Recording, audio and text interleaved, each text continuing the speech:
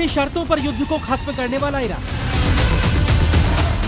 अपनी शर्तों पर वार्ता करने वाला ईरान अब धीरे धीरे अमेरिका की शर्तों की तरफ झुक रहा है। और इसकी सबसे बड़ी गवाही है ईरान के 14 पॉइंट वाले नए प्रस्ताव, जो ईरान के पुराने प्रस्तावों को ठुकराने के बाद ट्रंप के सामने रखे गए। ईरान ने अपने नए प्रस्ताव पाकिस्तान के जरिए अमेरिका के सामने रखे हैं। इस बार ईरान का लहजा बेफिक्री वाला नहीं है। अब ईरान अमेरिका से डील करने के लिए बेकरार दिखाई पड़ रहा है। ईरान ने 30 दिन में अमेरिका से युद्ध को पूरी तरह खत्म करने का प्रस्ताव दिया है। अपने नए प्रस्ताव में ईरान उस बड़ी मांगों को ठंडे बस्ते में डाल रहा है जिससे अमेरिका को आपत्ति थी। ईरान ने पाकिस्तान के माध्यम से अमेरिका को जो 14 पॉइंट का प्रपोजल दिया है, वो अमेरिका के 9 पॉइंट वाले प्रस्तावों का जवाब माना जा रहा है। इसमें ईरान ने युद्ध समाप्त करने, स्ट्रेट ऑफ हॉर्मुज को दोबारा खोलने और अमेरिकी ब्लॉकेड हटाने पर नए प्रस्ताव दिए। ईरान पहले अमेरिका से परमाणु समझौते पर किसी भी तरह की बात करने से इनकार करता था।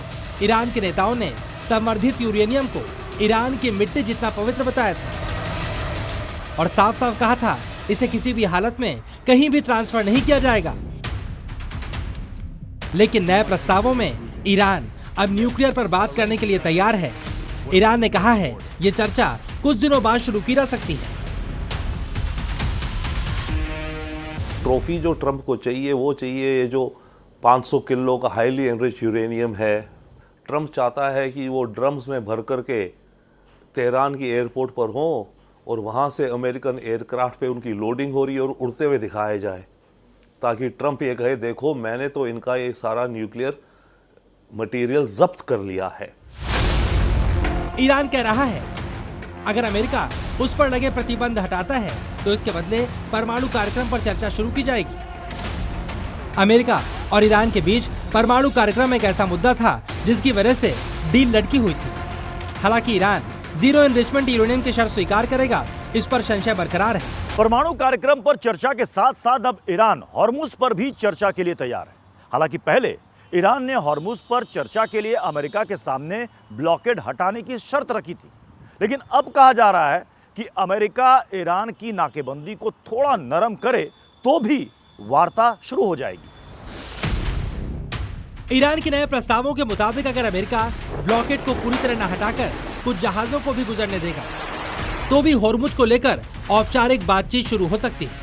इस वार्ता में दोनों देश मिलकर तय करेंगे किस तरह हॉर्मुज का रास्ता दुनिया के लिए खोला जाएगा, कौन रास्ते की निगरानी करेगा, इसके नियम क्या होंगे। ईरान ने वादा किया है अमेरिका ने ढील दी तो ईरान भी अपने लगाए हुए ब्लॉकेड हटा लेगा और खतरनाक समुद्री माइंस को भी नष्ट कर देगा। इस वक्त स्ट्रेट ऑफ हॉर्मुज से गुजरने वाले जहाजों के लिए ये माइंस सबसे बड़ा खतरा है, जिनकी मदद से ईरान इस रास्ते पर अपनी नेवी का बड़ा हिस्सा तबाह होने के बावजूद कंट्रोल कर रहा है। वो शायद ये सोचते हैं कि अगर हमारे जो प्रपोजल हम दे रहे हैं उनको अगर उस पर सहमति बन जाती है तो जंग अवॉइड किया जा सकता है। और काफ़ी शर्तें जो ईरान ने रखी हैं, अगर अमेरिका को वो मंजूर होगा तो कुछ हद तक ईरान की भी इज़्ज़त बच जाएगी, नुकसान नहीं होगा और शायद अमेरिका भी मान जाएगा। ईरान ने इससे पहले दूसरे दौर की वार्ता के लिए अमेरिका के सामने बैठने से इनकार कर दिया था। अराक्ची इस्लामाबाद तक आए लेकिन अमेरिका से बात करने के लिए तैयार नहीं हुए। इसीलिए इस्लामाबाद आने के ऐलान के बावजूद अमेरिकी वार्ताकारों की फ्लाइट नहीं उड़ पाई थी। लेकिन अब ईरान ने वार्ता से पहले मुआवजे, अमेरिकी सेना की पूर्ण वापसी जैसी शर्तें भी हटा ली हैं। नए प्रस्ताव के मुताबिक अब 30 दिनों में सभी विवादित विषयों का हल तलाश करने का प्रस्ताव दिया गया है। यानी पहले कुछ दिनों में सीज फायर लागू हो, फिर धीरे धीरे सेना की गतिविधि कम हो, फिर 30 दिनों में दोनों पक्ष डील की शर्तें फाइनल कर लें। इससे पहले अमेरिका ने 2 महीने में डील फाइनल करने की शर्त रखी थी, लेकिन अब ईरान ने इस मियाद को और कम करने का ऐलान किया है। यानी ईरान जल्द से जल्द डील चाहता है। अमेरिका का दावा है उसने ब्लॉकेट करके ईरान को समझौते के लिए मजबूर कर दिया, लेकिन इसके बावजूद डोनाल्ड ट्रंप ईरान के प्रस्ताव को स्वीकार करने के मूड में नहीं दिखाई दे रहे। ट्रंप ने ईरान के झुकने के बावजूद उसके प्रस्तावों पर कहा, मैं जल्द ही उस योजना की समीक्षा करूंगा जो ईरान ने अभी हमें भेजी है, लेकिन मुझे नहीं लगता वो स्वीकार्य होगी, क्योंकि पिछले 47 वर्षों में उन्होंने मानवता और दुनिया के साथ जो किया है उसके लिए उन्होंने अभी तक पर्याप्त कीमत नहीं चुकाई।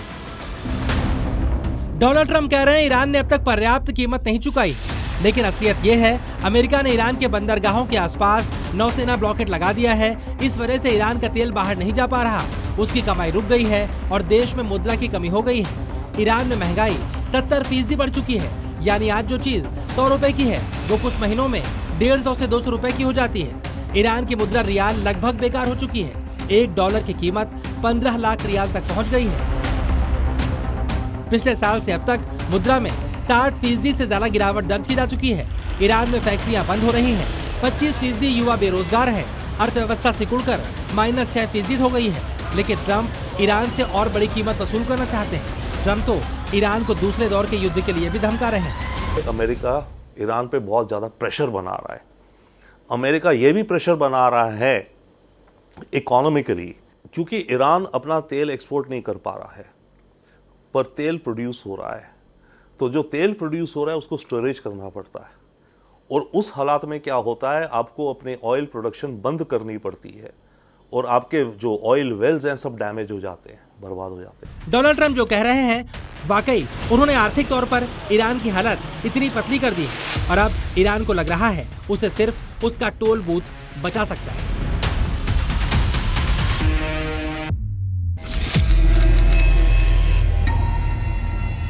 स्ट्रेट ऑफ हॉर्मुज दुनिया का सबसे अहम तेल रास्ता है और इसी रास्ते से ईरान अपनी अर्थव्यवस्था की टूटी हुई कमर सीधी करना चाहता है। ईरान चाहता है यहां से गुजरने वाले हर जहाज से उसकी कमाई हो, लेकिन जब उसे लगने लगा अमेरिका उसे ऐसा नहीं करने देगा तो उसने बीच का रास्ता निकालने की कोशिश की है और अपने 14 पॉइंट के प्रस्तावों में इसका जिक्र भी किया है। 28 फरवरी 2026 को अमेरिका इजराइल ने ईरान पर हमला शुरू किया था। इसके फौरन बाद ईरान ने स्ट्रेट ऑफ हॉर्मुज को बंद कर दिया था, यानी वो रास्ता बंद हो गया जिससे दुनिया का 20% तेल और गैस गुजरती है। युद्ध के 40 दिन बाद अमेरिका और ईरान के बीच 2 हफ्ते का सीज़फायर हुआ, लेकिन ईरान ने पूरा स्ट्रेट नहीं खोला। इसके बजाय ईरान ने होर्मुज में तेहरान टोल बूथ सिस्टम लागू कर दिया। यहाँ पर IRGC के कंट्रोल वाला कॉरिडोर बना दिया गया, जहाँ जहाजों को IRGC से क्लियरेंस कोड लेना पड़ता है। पूरा डॉक्यूमेंटेशन यानी कार्गो, मालिक का नाम और तेल कहाँ जा रहा है ये सब बताना पड़ता है। इसके बाद $1 से $2 मिलियन प्रति सुपर टैंकर या $1 प्रति बैरल टैक्स देना पड़ता है। यह आर्थिक ब्लैकमेल है और ये नहीं ईरान को करना चाहिए था, क्योंकि उन्होंने एक ऐसा रास्ता खोला है जिसके ऊपर बाकी लोग भी अब यही ब्लैकमेल करना शुरू करेंगे तो दुनिया की आर्थिक स्थिति बर्बाद हो जाएगी। लेकिन अमेरिका ने ईरान की कमाई की नई तरकीब यानी टोल बूथ पर प्रतिबंध की तलवार लटका दी, जिसने ईरान को भी असहज कर दिया। ये प्रतिबंध अमेरिका के वित्त विभाग के office of foreign asset control ने लगाया है। इस विभाग का काम अमेरिका के दुश्मन देशों यानी ईरान, रूस और उत्तर कोरिया पर आर्थिक पाबंदियां लगाना और उन्हें लागू करवाना है। अमेरिका के office of foreign assets control ने कहा है कि कोई भी अमेरिकी या गैर अमेरिकी कंपनी ईरान को टोल ना दे। ये toll cash, crypto, charity, embassy payment या सामान के जरिए भी ना दी जाए। अगर कोई कंपनी ईरान को पैसे देती है तो अमेरिकी प्रतिबंधों का शिकार हो सकती है। यानी अमेरिका नहीं चाहता कि ईरान हॉर्मुज पर टोल बूथ चलाकर कोई कमाई करे जो युद्ध में उसके काम आए। अमेरिका की इस धमकी के बाद दुनिया की शिपिंग कंपनियां अब डर गई। कई जहाज अब होर्मुज से गुजरने में हिचक रहे हैं। इससे ईरान की टोल कमाई प्रभावित हो रही है। ये बहुत अहम है 2 एंगल से। एक तो जियोपॉलिटिकल एंगल से, जब भी डोमिनेंस दिखानी हो, अपना प्रभाव दिखाना हो इस इलाके में, ईरान इस पंजे को दबा करके यहाँ का ट्रेड सारा रोक देता है सकता है। कि अगर एक शिप टोल देना शुरू करेगा तो बाकियों को भी देना पड़ेगा। तो अमेरिका का कदम तो बिल्कुल ठीक है, वो इंटरनेशनल वाटरवे है, फ्री मूवमेंट होना चाहिए। टोल टैक्स लगाने का किसी को कोई अधिकार नहीं है। यही वजह है अब ईरान होर्मुज पर नई व्यवस्था बनाने के लिए तैयार हो गया है। पहले ईरान ने होर्मुज को पूरी तरह बंद करने की सख्त नीति अपनाई थी। ईरान ने पूरे होर्मुज पर सिर्फ अपना कंट्रोल रखने की बात कही थी, लेकिन अब नए प्रस्तावों में ईरान कह रहा है दुनिया के लिए रास्ता खोल देंगे, लेकिन जहाजों को उसके हिसाब से गुजरना होगा, उसको जानकारी देनी होगी। लेकिन ईरान की इस नरमी की वजह सिर्फ उसकी कमजोर आर्थिक हालत नहीं, बल्कि ईरान में पड़ी एक दरार भी है। मिडिल ईस्ट के महायुद्ध की कहानी में सबसे बड़ा ट्विस्ट आ गया है। ईरान बाहर से डील करता दिख रहा है, लेकिन घर के अंदर बगावत की चिंगारी सुलग रही है। सवाल उठ रहे हैं कि क्या ईरान में सबसे ताकतवर आईआरजीसी और सरकार आमने सामने है, और क्या सत्ता की लड़ाई की वजह से ईरान को अपनी रणनीति बदलनी पड़ रही है। पिछले कुछ दिनों से ईरान की राजनीति में बड़ा विवाद छिड़ा है। राष्ट्रपति मसूद पेजेश्कियान और संसद के स्पीकर मोहम्मद बागेर गलीबाफ विदेश मंत्री अब्बास अराक्ची को हटाने की तैयारी में। आरोप है अराक्ची ने अमेरिका के साथ शांति वार्ता में राष्ट्रपति कार्यालय को पूरी तरह से बाईपास कर दिया। ईरान के विदेश मंत्री अराक्ची अब इस्लामिक रिवोल्यूशनरी गार्ड कॉर्प्स यानी आईआरजीसी के कमांडर अहमद वहीदी के निर्देशों पर काम कर रहे हैं। अपने ही देश में अपनी इस उपेक्षा से ईरान के राष्ट्रपति काफी नाराज हैं। पेजेश्कियान ने अपने करीबी लोगों से कहा है, अगर अराक्ची ऐसा जारी रखते हैं तो उन्हें बर्खास्त कर दिया जाएगा।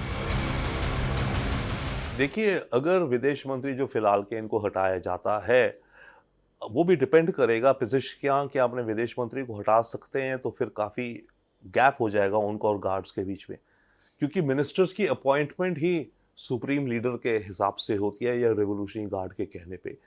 तो अभी ये कह नहीं सकते कि इनके फॉरेन मिनिस्टर को हटाया जाएगा।